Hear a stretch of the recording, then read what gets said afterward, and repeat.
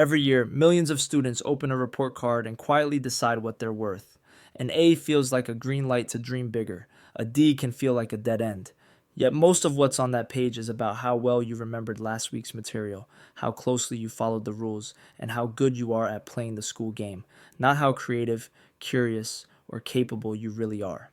This video is about breaking that link in your head and asking a simple question. If a few numbers can't capture who you are, why let them decide what you can become?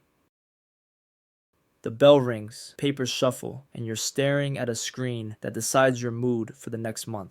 Your teacher reads out student IDs, not names, and you already know which ones will get the quiet nods of approval and which ones will get the raised eyebrows. Your friend who crammed all night is shaking, refreshing the portal like their future is buffering, while the kid who works late shifts to help at home is just hoping they didn't fail again. In that moment, nobody in the room is thinking about who built an app last summer, who writes music in their notes app, or who can calm everyone down when group projects explode. The only thing that seems to matter is a letter next to your name. This is the lie of the report card. It turns a messy, complicated, intelligent human being into a single symbol and then dares you believe that symbol is the whole truth about you. But it isn't. That letter doesn't know how many times you started over when something didn't make sense, how many responsibilities you juggle outside of school, or how quickly you'd learn if the stakes didn't feel so high. Know that whatever showed up on your last report card is only a tiny slice of your story, not the ending. What grades really measure? School acts like your grade is a mirror of your brain, but it is closer to a snapshot of how well you've learned to play a very specific game. The rules of that game are clear. Remember information just long enough for the test. Follow the instructions exactly. Don't question the format, and perform on command at 9:15 a.m. under fluorescent lights. If you can sit still, memorize quickly, manage your stress, and guess what the teacher wants to see on the page, the system smiles at you. If you need more time, a different explanation, or you freeze when the clock starts, the system quietly marks you down. A good grade often reflects short-term memory, test-taking tactics, and obedience to structure way more than it reflects raw curiosity, long-term understanding, or the kind of problem solving you use when no one is handing you multiple choice questions. That means a bad grade doesn't automatically equal a bad mind. It often just means your brain doesn't fit neatly into the way this particular game is scored. If the system isn't built for how you think and learn, that's a problem with the system, not proof that you're broken.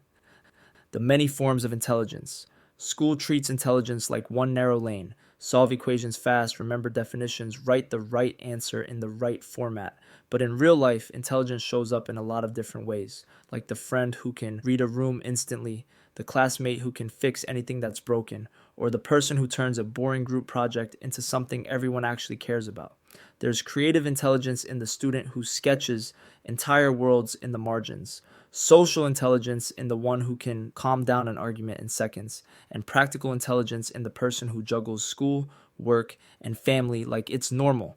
None of that fits neatly into a multiple choice test, but it's exactly the kind of thinking that holds teams, companies, and communities together later on. So if your strengths don't show up on a report card, that doesn't mean they aren't real. It just means the spotlight is pointing in the wrong place.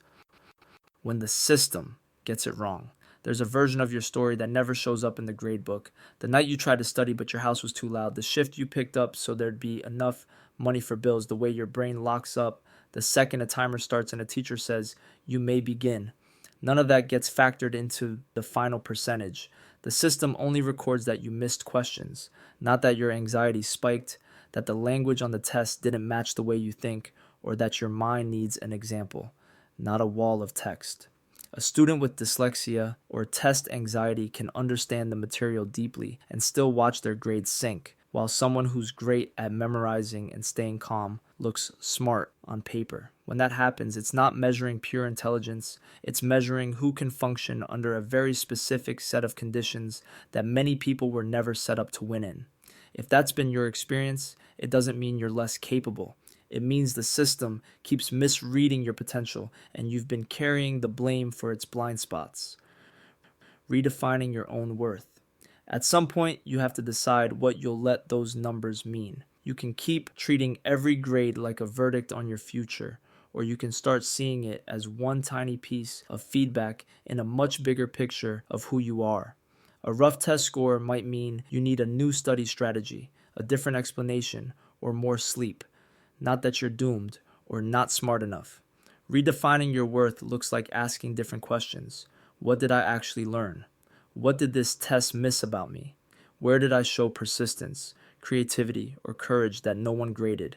It means tracking your progress by the problems you can solve now that scared you before, the ideas you bring to a team, and the value you create in real life, not just the digits on a portal. The moment you stop confusing grades with intelligence is the moment school becomes a tool you use instead of a scoreboard that uses you. If this video hit a little too close to home, you're exactly who this channel is for. There's a lot more to talk about: school, work, money, and how to build a life that isn't decided by someone else's scoreboard. And if you know someone who's beating themselves up over grades right now, share this with them. You never know how badly they might need to hear it.